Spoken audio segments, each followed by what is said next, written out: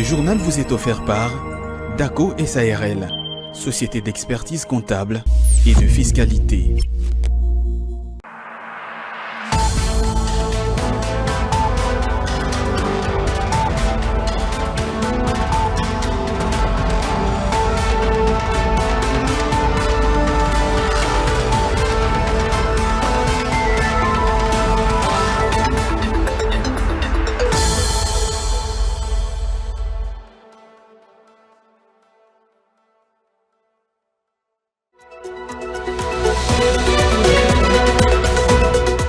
Sceller le pacte d'engagement citoyen pour la cohésion et la solidarité gouvernementale.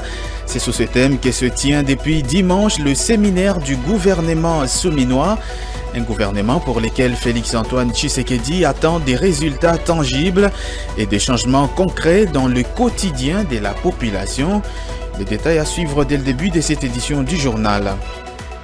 Et puis le gouvernement de la République démocratique du Congo prévoit d'acquérir en location-achat 3 nouveaux avions de type A320 pour Congo Airways. Objectif, relancer cette compagnie aérienne nationale. Enfin, ouverture à Kinshasa ce lundi 22 juillet 2024 de la 3e édition de la Conférence nationale sur la microfinance. Un accès particulier est placé sur le changement climatique et le numérique.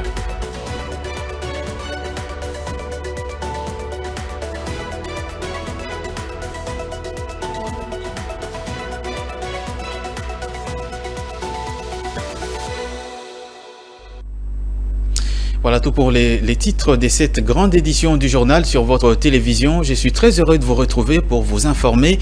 Bienvenue à toutes et à tous. Le président de la République, Félix-Antoine Tshisekedi, a ouvert le dimanche 21 juillet 2024 dans la salle du Congrès du Palais de la Nation le séminaire gouvernemental de la session 2024. Le but de ces assises est, entre autres, le partage d'informations et d'expériences en vue d'assurer l'exécution harmonieuse de la gouvernance, mais aussi promouvoir la performance. Images et commentaires. C'est le chef de l'État, Félix Tshisekedi, qui a présidé la cérémonie d'ouverture de ces assises réunissant les membres du gouvernement souminois ainsi que le gouverneur des provinces de la RDC. Dans son discours, Félix Tshisekedi s'est appesanti sur la quintessence de ces séminaires qui visent à assurer l'exécution harmonieuse du programme présidentiel. Le peuple congolais nous a honorés en nous accordant une fois de plus sa confiance lors des dernières élections, offrant au passage une majorité parlementaire confortable à notre coalition.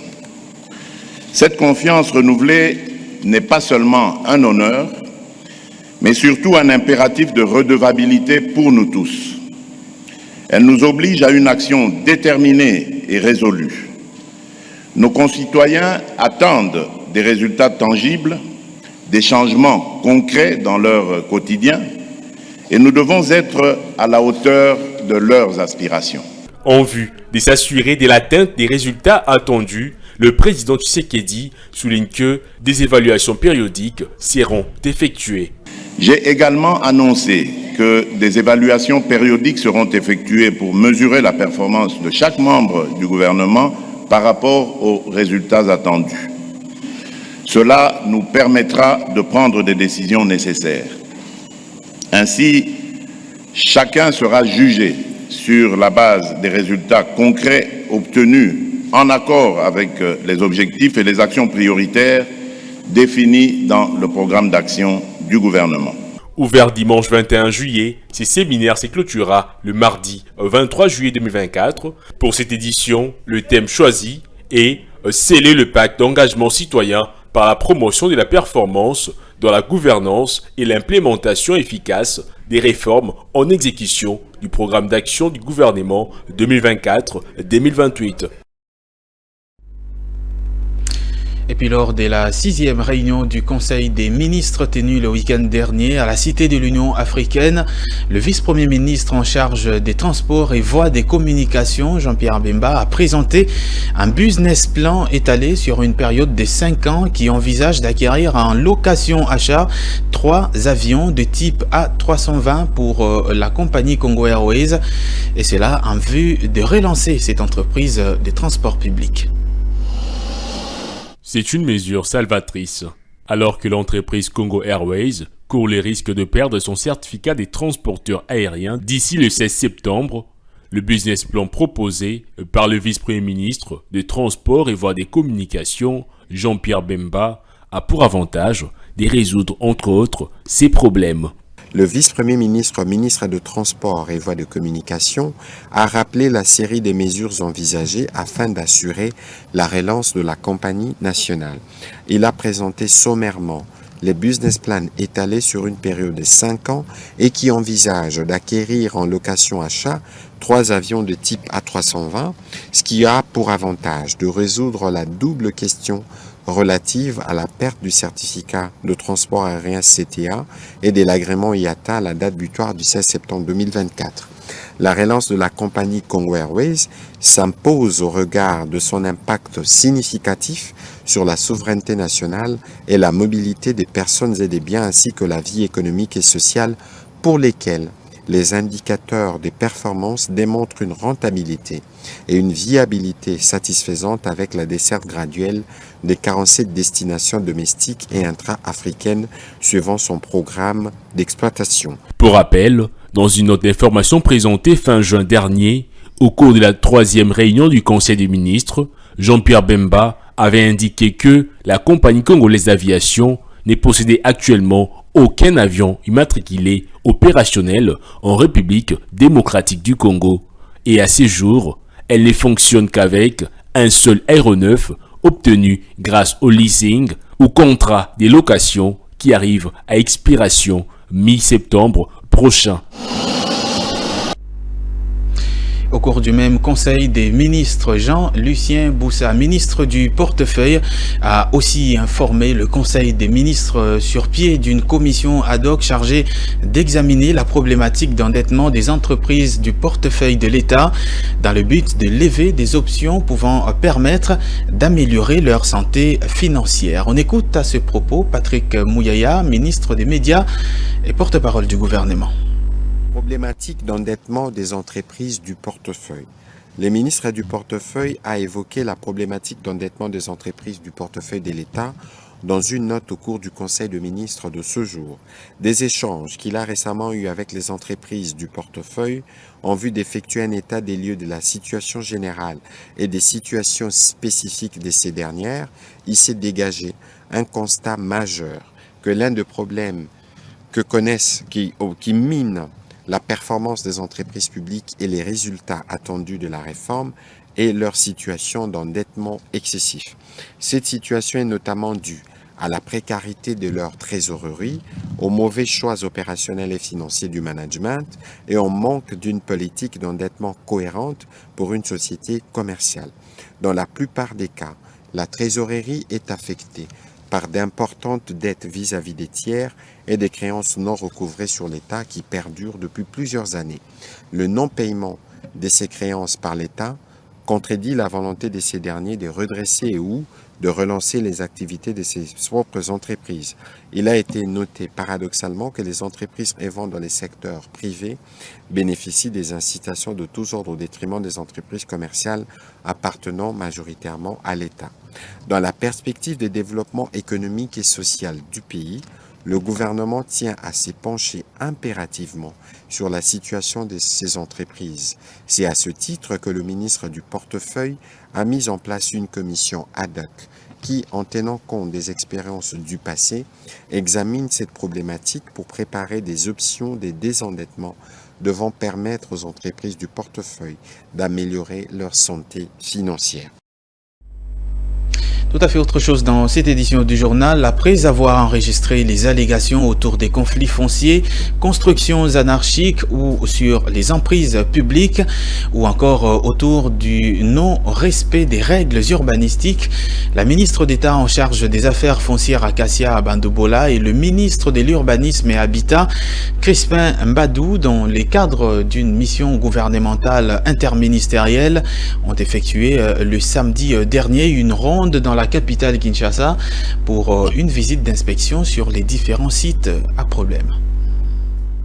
C'est dans cette matinée que cette longue journée a commencé pour les deux ministres à la tête d'une importante délégation composée d'experts du ministère des Affaires foncières, des conservateurs de titres immobiliers, d'experts du ministère de l'Urbanisme, du directeur de cabinet du gouverneur de la ville de Kinshasa et autres personnalités. Première étape, la très convoitée baie Ngaliema de la commune de Kintambo. Ici, le directeur général du Texte Africa, Jean-Philippe Waterschut, a été disponible et a livré le détail en sa possession, carte géographique à l'appui. Le ministre et leur délégation se sont introduits dans les profondeurs de la baie d'Ngaliema pour inspecter de plus près. La mission gouvernementale enrichit sa mission jusqu'au point de captage d'eau de la Régie des eaux. Et cette fois-ci, l'empiètement des emprises publiques le long du fleuve Congo heurte la loi et pénalise le captage correct de l'eau par la Régie des eaux.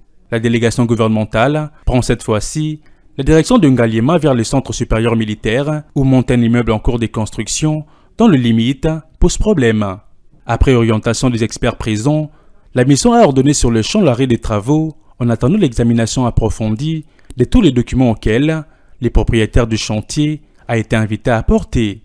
Et les convois ministériels se dirigent vers les sites de l'hôpital de Kintambo. Sur place, l'envahissement de décharges publiques qui étouffe la rivière Makelele, mais aussi certaines constructions autour qui ne respectent guère les limites officielles ont été constatées. Enfin, les sites érigés à l'esplanade du boulevard Triomphal à la commune de Kasavubu ont été également inspectés. Au regard des différents rapports que nous avons eus de nos deux services respectifs, ce qui concerne les emprises publiques et également les zones non urbanisées. Donc sur base de cela, nous avons voulu palper du doigt la réalité de toutes ces choses sur terrain pour que nous puissions évidemment faire un rapport acquis de droit. La ministre d'État, ministre des Affaires foncières Acacia Bandobola Mbongo et le ministre de l'Urbanisme et Habitat Crispin Mbadou ont assuré tenir pleinement comme des éléments recueillis pour la prise de décision appropriée dans les prochains jours.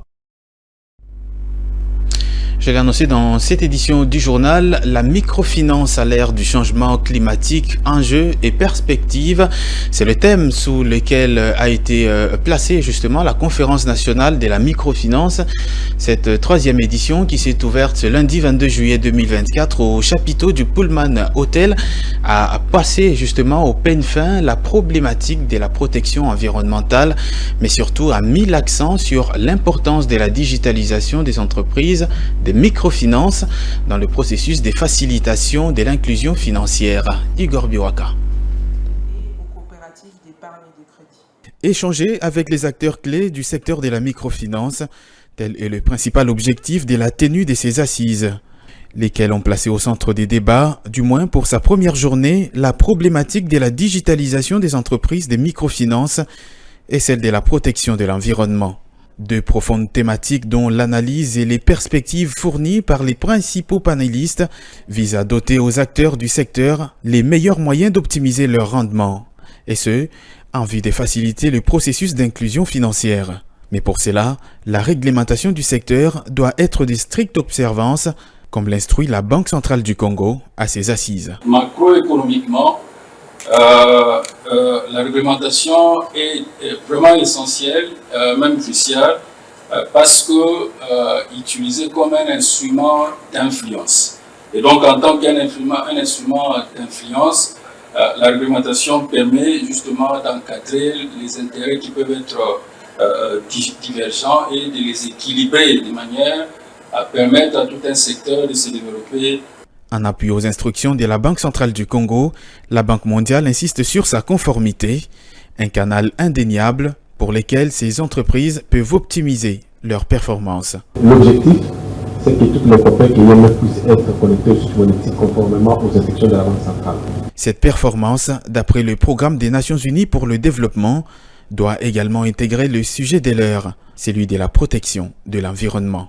Sans la solution digitale, rassurez-vous, la création de l'inclusion financière deviendra impossible. Si l'institution n'applique pas, ne protège pas l'environnement, l'institution sera plus éligible aux appuis du PNUD. Mais au niveau du PNUD actuellement, au niveau du projet actif, il y a la troisième performance, la performance économique et sociale, la troisième performance, la performance environnementale.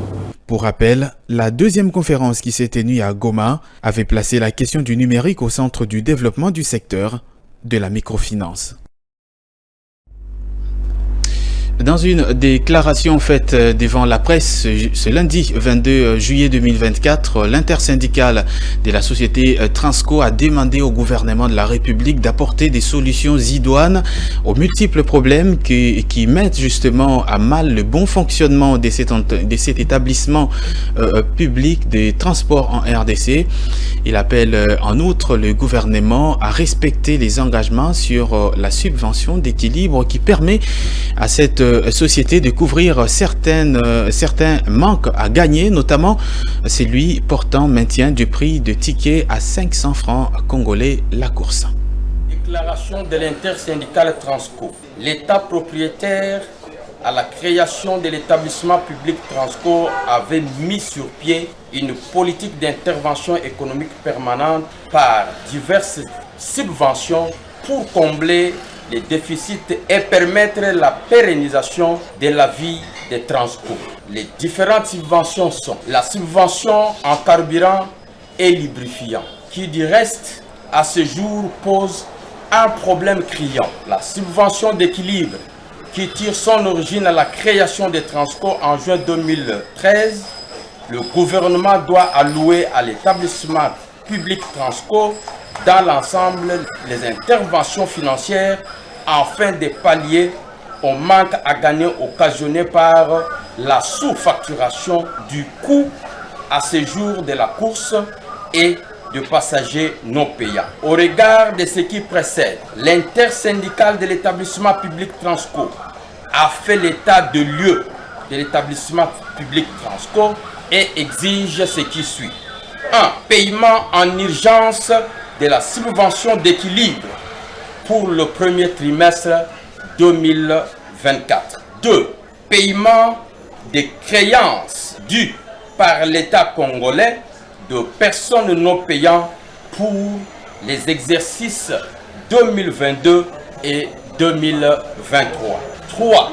La fourniture régulière en carburant et lubrifiant en toute urgence. 4.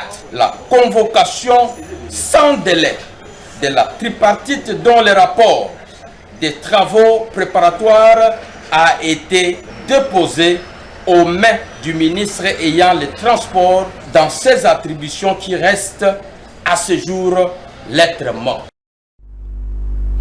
Dans un récent communiqué officiel, le ministre de la Justice et Garde des Sceaux, Constant Mutamba, a annoncé une série de mesures prises visant à réguler et à structurer le fonctionnement des associations à but non lucratif en RDC.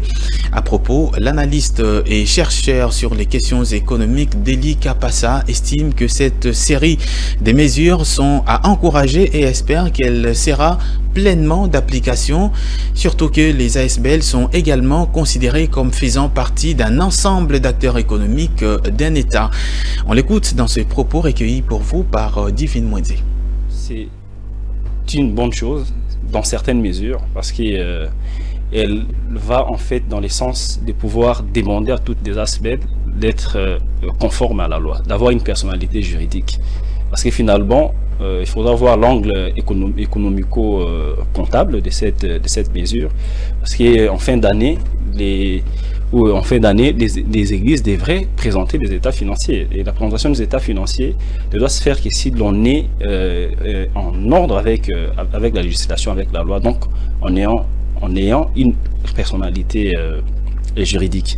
Donc voilà un peu en gros, c'est cela, c'est une mesure qui est à saluer dans un certain angle parce que nous tous nous décrions d'une certaine manière la portée ou certaines libertés que les agences économiques ici au Congo, précisément à Kinshasa, font preuve, n'oublions pas que les associations sans but lucratif sont aussi classées parmi les agences économiques.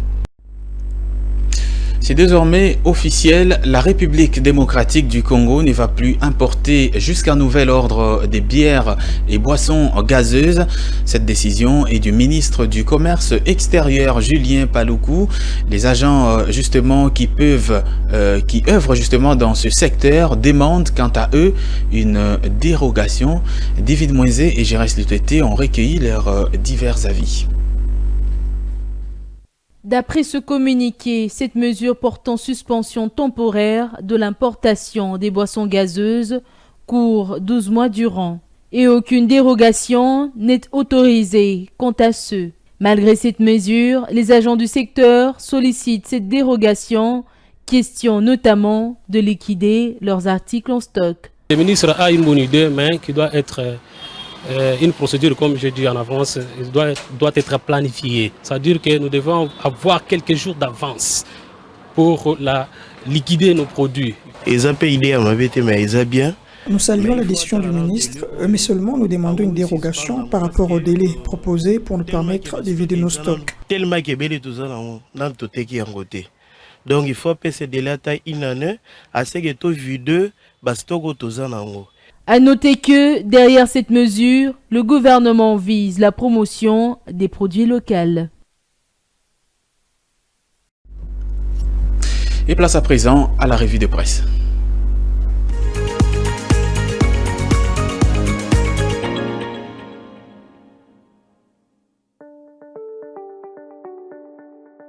Bienvenue mesdames et messieurs dans cette revue de presse sur Ecofin Télévision.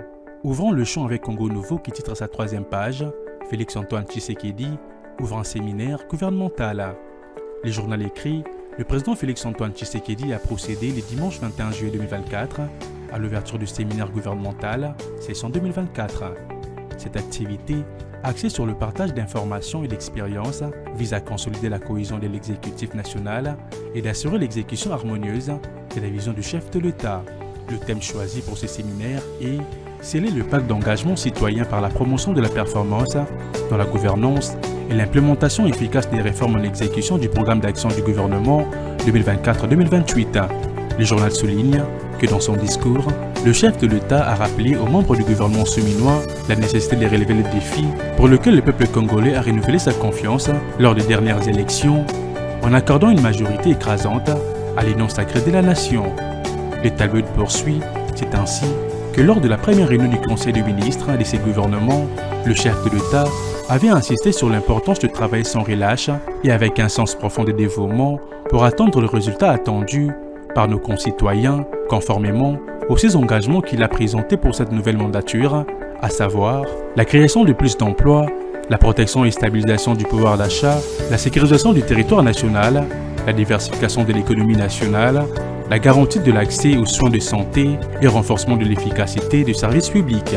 À l'occasion, le président de la République a appelé les membres du gouvernement souminois à travailler à la hauteur des aspirations du peuple afin de produire des résultats. Poursuivons cette revue de presse avec Forum des As qui titre sa une « La CICOMINE réitère son engagement à contribuer au développement de la République démocratique du Congo ». Le journal note une délégation du groupe d'entreprises chinoises, actionnaire majoritaire de la CICOMINE, s'est entretenue avec la première ministre Judith Suminwa-Tuluka le vendredi 19 juillet dernier. Au cœur de ces entretiens, le renforcement de la coopération bilatérale sino-congolaise et l'amélioration du climat des affaires en RDC. Durant ces échanges, la première ministre a réitéré l'engagement du gouvernement à créer un environnement favorable pour les investisseurs étrangers. Le confrère souligne, la délégation chinoise a pour sa part assuré de sa volonté de maintenir des relations de haute qualité avec la République démocratique du Congo et de contribuer activement au développement national à travers la construction des infrastructures de qualité. À en croire le journal, les relations entre les deux pays relèvent d'une relation bilatérale, d'un partenariat stratégique de coopération gagnant-gagnant à un partenariat de coopération stratégique globale. Le confrère poursuit, sur base de cette vision, différents accords conclus entre le gouvernement congolais avec quelques entreprises chinoises ont été renégociés. Parmi ces derniers, le programme Minerai contre infrastructure, qui est donc destiné a contribué à la promotion du marché intérieur et la création d'emplois, devrait enclencher sa deuxième phase au cours de cette année 2024, conclut le journal. Fin de cette revue de presse, mesdames et messieurs, merci de votre attention.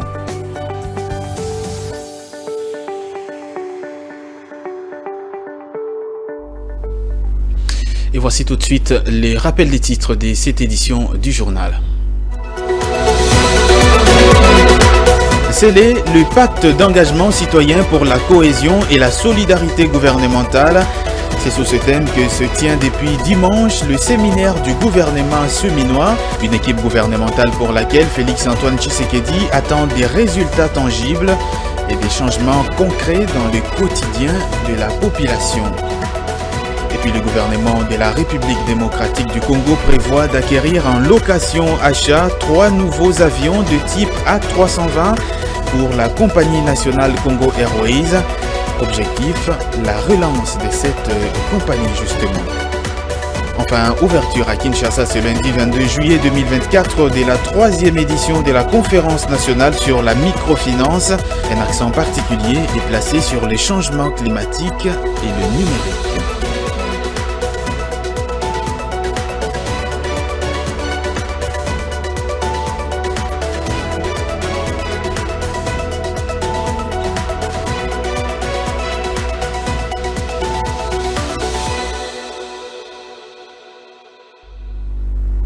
Et voilà, c'est la fin complète de cette grande édition du journal sur votre télévision. Merci à toutes et à tous de l'avoir suivi. Je vous souhaite une excellente suite des programmes sur votre chaîne.